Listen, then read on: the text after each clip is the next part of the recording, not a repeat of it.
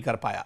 40 दिनों तक दुनिया की दो बड़ी ताकतें यानी अमेरिका और इजराइल ईरान पर लगातार हमले करते रहे। लगातार डोनाल्ड ट्रंप की तरफ से जहां अमेरिका की तरफ से हमले होते रहे, वहीं डोनाल्ड ट्रंप कोई दिन ऐसा नहीं गुजरा जिस दिन उनका कोई नया बयान ईरान पर को लेकर ना आया हो। लेकिन 40 दिन गुजरने के बाद भी आप देखिए कि इजराइल और अमेरिका के हाथ एक तरह से खाली रहे, यानी अमेरिका जैसी सुपर पावर ताकत भी ईरान का इस जंग में कुछ नहीं बिगाड़ सकी। इस जंग से अमेरिका ने यह मान लिया कि ईरान कोई छोटा या आसान हदफ नहीं है।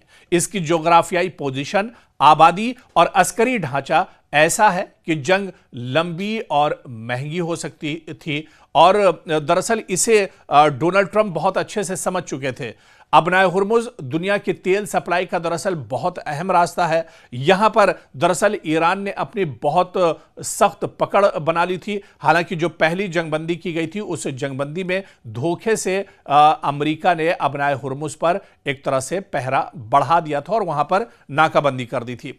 लेकिन इधर ईरान ने खित्ते में मुख्तलिफ ग्रुप के साथ अपना जो असर रसूख था उसको कायम रखा, जैसे हिजबुल्लाह या इसके अलावा दूसरी जो मिलिशियाएं हैं, बराह रास्त इस जंग में वो ईरान के साथ खड़ी थी और कहीं ना कहीं इजराइल और अमेरिका के लिए परेशानियां एक तरह से बढ़ रही थी। और यह सिर्फ एक जंग इजराइल या अमेरिका और ईरान के दरमियान नहीं बल्कि खित्ते की एक जंग बनकर रह गई थी। रीजनल वार की शक्ल एक तरह से इस पूरी जंग ने इख्तियार कर ली थी।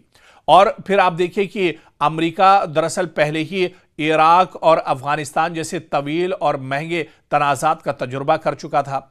इन जंगों ने यह सिखाया कि मशरिक़ वुस्ता में दाखिल होना आसान मगर निकलना बहुत मुश्किल होता है। यह एक बार फिर से अमेरिका को एक बार बड़ा और तल्ख तजुर्बा दरअसल हुआ है कि मशरिक़ वुस्ता में किस तरह से जब भी जंग होती है तो यहां पर अमेरिका बुरी तरह से फंस जाता है।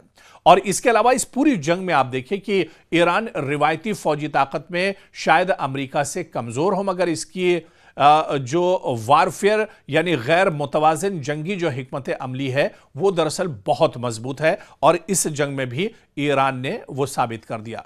ड्रोन, मिसाइल, साइबर हमले और प्रॉक्सीज के जरिए ईरान ने सुपर पावर को भी दरअसल नाको चने चबवा दिए।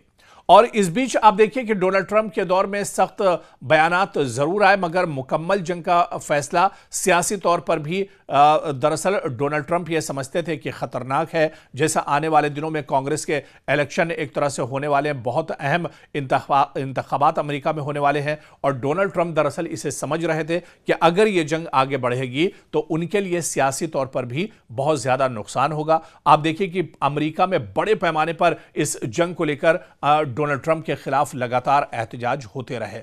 तो जिस तरह से अमेरिका का दुनिया पर एक हवा है, अमेरिका की चौधराहट मानी जाती है और जिस तरह से वो पूरी दुनिया का सुपर पावर कहलाता है, ऐसे में ईरान ने दरअसल अमेरिका की पोल खोलकर रख दी। 40 दिनों तक जंग चली, लेकिन इस 40 दिनों में डोनाल्ड ट्रंप बहुत बेबस नजर आए और सुबह शाम दरअसल वो प्रेस कॉन्फ्रेंस कर रहे थे, मीडिया के सामने आ रहे थे, गीदड़ भभकी दरअसल वो दे रहे थे ईरान को लेकर। लेकिन ईरान एक छोटी ताकत जरूर है, लेकिन उसने डट कर मुकाबला किया है इजराइल और अमेरिका का।